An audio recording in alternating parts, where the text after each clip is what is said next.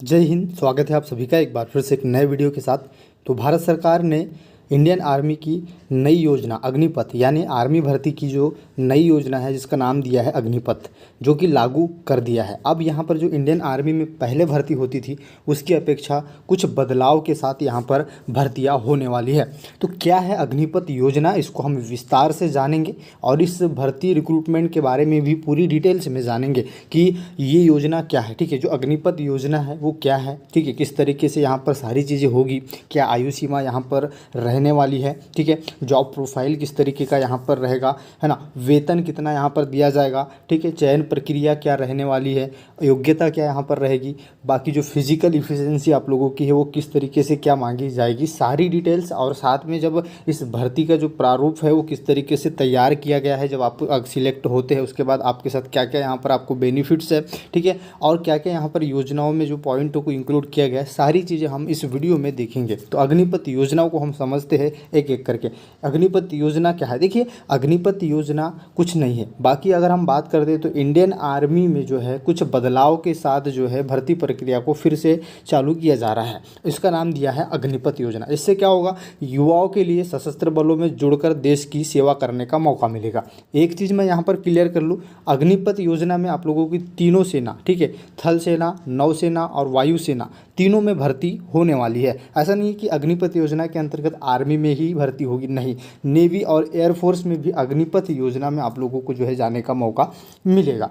यहाँ पर इस योजना को लाने का जो मकसद था, है ना, सारी चीज़ें ऑफिशियली तीनों जो सेनाओं के प्रमुख है उन्होंने जो है बता दी है किस तरीके से उनका क्या जो है शेड्यूल है और क्या प्लान है आगे का इस योजना को लाने का। लेकिन हम यहाँ पर समझते हैं इसके बारे में क्या क्या आगे आप लोगों को जो है डिटेल्स जाननी चाहिए। जैसे कि अगर हम बात करते हैं इसकी आयु सीमा की, ठीक है, आयु सीमा क्या होगी इस चीज़ को हम देखते हैं। तो आवेदकों की आयु सीमा 17.5 साल से 21 साल के बीच होनी चाहिए। यहाँ पर जो पहले से भर्ती प्रक्रिया में कुछ इस तरीके से था उसी अकॉर्डिंग यहाँ पर जो है रखा गया है। यानी आपकी मिनिमम आयु जो है 17.5 ईयर से लेकर 21 साल यहाँ पर होनी चाहिए, ठीक है। ऐसा करके इन्होंने जो है यहाँ पर पॉइंट मेंशन किया है।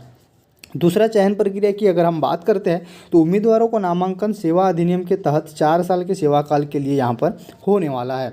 आपको 4 साल की यहाँ पर नौकरी दी जाएगी अगर आपका चयन होता है तो। चयन प्रक्रिया की अगर हम बात करते हैं तो इसमें कोई भी बदलाव नहीं है, ठीक है। जैसे चयन प्रक्रिया की अगर हम बात करें तो आर्मी में जैसे चयन प्रक्रिया होती थी, अगर आप आर्मी के लिए जो है अग्निपथ योजना के तहत आर्मी में जाना चाहते हैं या फिर आप थल सेना बोल सकते हैं, थल सेना में जाना चाहते हैं तो आपको तो थल सेना का जो चयन प्रक्रिया पहले थी वो वही रहेगी। अगर हम वायुसेना में जाते हैं तो वायुसेना की जो चयन प्रक्रिया है वो वही रहेगी। और अगर आप एयरफोर्स में जाना चाहते हैं, सॉरी नेवी में जाना चाहते हैं, तो उसकी जो चयन प्रक्रिया थी उसी अकॉर्डिंग यहाँ पर रहेगी। इसमें कोई बदलाव नहीं किया गया है।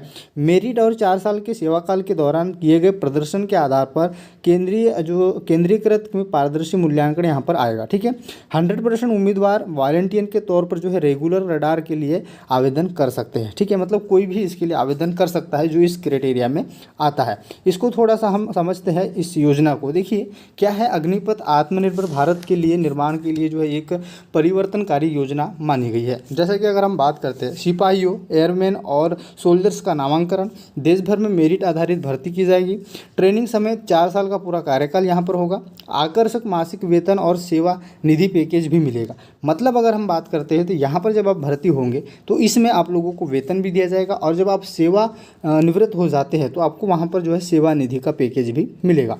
सशस्त्र बलों के अन्य जो नियमित रडार है, ठीक है, या फिर काडर है, इसमें सेवा का जो मौका है आप लोगों को दिया जाएगा।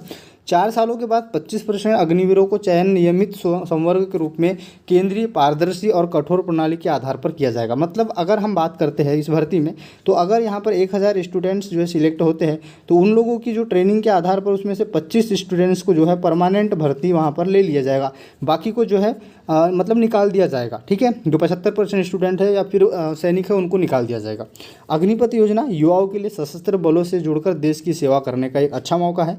संयुक्त मासिक पैकेज जो रहेगा यहाँ पर पहले साल का जो रहेगा आप लोगों को 30,000 पेमेंट आप लोगों को मिलेगी पहले मंथ।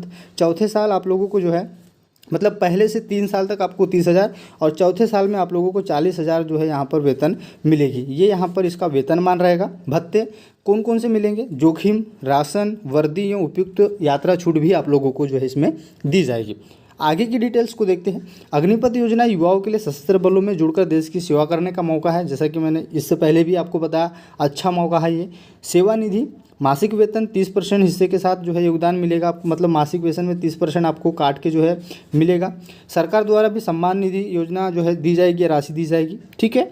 4 साल का जो है आयकर से मुक्त, ठीक है, मतलब 10.4 लाख की संयुक्त निधि को जो है ब्याज का जो लाभ है वो आपको दिया जाएगा। कार्यकाल पूरा होने के बाद क्या होगा, तो 4 साल पूरा करने के बाद सभी उम्मीदवार सेवा निधि के लिए पात्र होंगे। मतलब 4 साल आपका हो जाता है, उसके बाद आपको जो है एक अच्छा खासा पैकेज दिया जाएगा।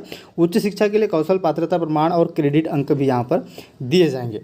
आगे देखिए, यहाँ पर अगर हम बात करते हैं मृत्यु और क्षतिपूर्ति की, तो इसमें कुछ पॉइंट को इंक्लूड किया गया है। 48 लाख का जो है गैर अनुसंधान जो अंशदायी जीवन बीमा कवर आपको दिया जाएगा, ठीक है। सेवा के कारण मृत्यु हुई तो 44 लाख आप लोगों को जो है अतिरिक्त अनुग्रह राशि भी दी जाएगी।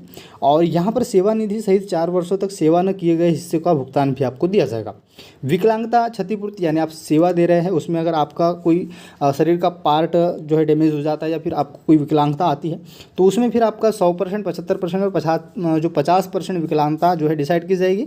100% में 44 लाख, 75% में 25 लाख और 50% में 15 लाख की अतिरिक्त अनुग्रह राशि जो है आपको दी जाएगी। अब यहाँ पर हम आगे की डिटेल्स को देखते हैं। जॉब प्रोफाइल आर्मी की रहेगी। आप लोगों को पता है कि आर्मी में जिस तरीके से जॉब प्रोफाइल रहती है, अगर आप आर्मी के लिए आवेदन कर रहे हैं, नेवी की जो जॉब प्रोफाइल रहती है उसी अकॉर्डिंग रहेगी, और एयरफोर्स की जो जॉब प्रोफाइल रहती है उसी अकॉर्डिंग यहाँ पर रहेगी। अगर हम बात करते हैं, मैंने वेतन आपको बता दिया, अग्निपथ योजना क्या है, किस तरीके की, वो भी मैंने आपको बता दिया, आयु सीमा आपको बता दिया है मैंने, ठीक है। अगर हम बात करते हैं चयन प्रक्रिया की, तो चयन प्रक्रिया वही रहेगी। अगर आप यहाँ पर अगर हम बात करें, तो जैसे एयरफोर्स में अगर आप आवेदन करते हैं, इसमें 3 ऑप्शन आपको दिए जाएंगे, ठीक है, थल सेना, वायुसेना और नौसेना। आप जिसके लिए जाना चाहते हैं उसको आप टिक करके जो है वहाँ से उसी अकॉर्डिंग चयन प्रक्रिया रहेगी, जैसे कि आर्मी में होती है, जैसे कि नेवी में होती है, जैसे कि एयरफोर्स में होती है। तो उसी अकॉर्डिंग जो पुरानी जो चयन प्रक्रिया थी उसी तरीके से रहेगी, ठीक है। योग्यता मैंने आपको बता दी है, ठीक है। 10th पास आप लोगों को होना चाहिए, ठीक है। 10th पास बेसिक पर आपकी भर्तियाँ होती है, आप भी जानते हैं, ठीक है, ये रहेगा। अब बात आती है दौड़ और सीना और ये फिजिकल एफिशिएंसी किस तरीके की है। तो देखिए, यहाँ पर चीज़ों को समझने की कोशिश कीजिए। इन्होंने यहाँ पर एक पॉइंट मेंशन किया हुआ है कि यहाँ पर सेना भर्ती में जो चयन प्रक्रिया है उसमें कोई बदलाव नहीं किया गया है। अर्थात मतलब जैसे कि एयरफोर्स में जो चयन प्रक्रिया होती है जिस तरीके की, उसी तरीके की एयरफोर्स के लिए चयन प्रक्रिया रहेगी। अगर हम बात करते हैं थल सेना की, तो उसी तरीके से थल सेना की जो चयन प्रक्रिया रहती है वही रहेगी इसमें, है ना। नौसेना की जो चयन प्रक्रिया रहती है, जो हाइट रहती है, जो हेल्थ रहती है, जो अगर हम बात करते हैं दौड़ रहती है, जो सीना मांगा जाता है, तीनों सेनाओं की जो चयन प्रक्रिया है पहले जैसी रहती थी या थी उसी अकॉर्डिंग इस समय भी वो रहेगी। बाकी बदलाव ये किया गया है कि 4 साल बाद 25% जो आर्मी के जवान हैं उनको लिया जाएगा, बाकी 75% को जो है सेवानिवृत्त कर दिया जाएगा। ये कुछ इस तरीके का अग्निपथ योजना का प्लान रहेगा। इससे जुड़ी अगर कोई आपके मन में डाउट है तो आप कमेंट जरूर करिएगा, मैं आपके कमेंट के जवाब देने की कोशिश पूरी करूँगा। उम्मीद है आपको सारी चीज़ें समझ में आ गई होगी। चैनल पर नया है तो सब्सक्राइब कर लीजिएगा। इस भर्ती की आगे की अपडेट्स आप लोगों को मिलती रहेगी। मिलते हैं नेक्स्ट वीडियो में। जय हिंद, जय भारत।